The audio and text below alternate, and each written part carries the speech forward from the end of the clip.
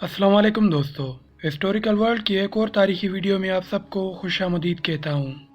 दोस्तों, आज की वीडियो में हम सल्तनत माली की तारीख के सबसे मशहूर और नेक दिल बादशाह की बायोग्राफी बयान करने जा रहे हैं। उम्मीद है आपको हमारी आज की वीडियो जरूर पसंद आएगी। लेकिन वीडियो में आगे बढ़ने से पहले अगर आप तारीख में दिलचस्पी रखते हैं तो हमारे चैनल को सब्सक्राइब कर लें और साथ में मौजूद बेल के बटन को भी दबा दें ताकि आपको हमारी आने वाली वीडियोस बगैर किसी रुकावट के मिलती रहें। और वीडियो पसंद आने की सूरत में लाइक कमेंट करके वीडियो को अपने दोस्तों के साथ शेयर कर दें ताकि आपके साथ दूसरों की मालूमात में भी इजाफा होता रहे।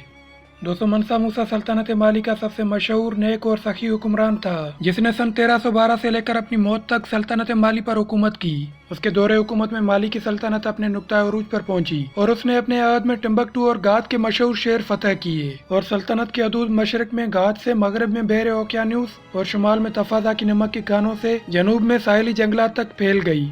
दोस्तों, बादशाह मनसा मूसा की सखावत का यह आलम था कि जब वो सन 1324 में हज के लिए निकले तो वो सफर इतना पुरशिकवा था कि इसकी वजह से मनसा मूसा की शोहरत न सिर्फ इस्लामी दुनिया के बड़े हिस्से में फैल गई बल्कि ताजरों के जरिए यूरोप तक उसका नाम पहुंच गया। इस सफर में मनसा मूसा ने इस कदर सोना खर्च किया कि मिस्र में कई सालों तक सोने की कीमतें गिरी रहीं। गालबन इस जमाने में मगरबी अफ्रीका के इस इलाके में बहुत ज्यादा सोना पाया जाता था जहाँ मनसा मूसा की हुकूमत थी। आज के इस सफर में मनसा मूसा के हमरा 60,000 फौजी और 12,000 गुलाम थे जिन्होंने 4-4 पाउंड सोना उठा रखा था। इसके अलावा 80 ऊँटों पर भी सोना लदा हुआ था। एक अंदाजे के मुताबिक मनसा मूसा ने 125 टन सोना इस सफर में खर्च किया। इस सफर के दौरान वो जहाँ से भी गुजरा गुरबा और मसाकिन की मदद करता रहा और हर जुमा को एक नई मस्जिद बनवाता रहा। आज के बाद मनसा मूसा मक्का मुअज़्ज़मा से एक अंदलुसी मोहमार अबू इसहाक इब्राहिम अल साहिली को अपने साथ लाया जिसने बादशाह के हुक्म से गाद और टिम्बकटू में पुख्ता ईंटों की 2 मसाजिद और टिम्बकटू में एक महल तामीर किया, जबकि इस वक्त माली में पुख्ता ईंटों का रिवाज नहीं हुआ था।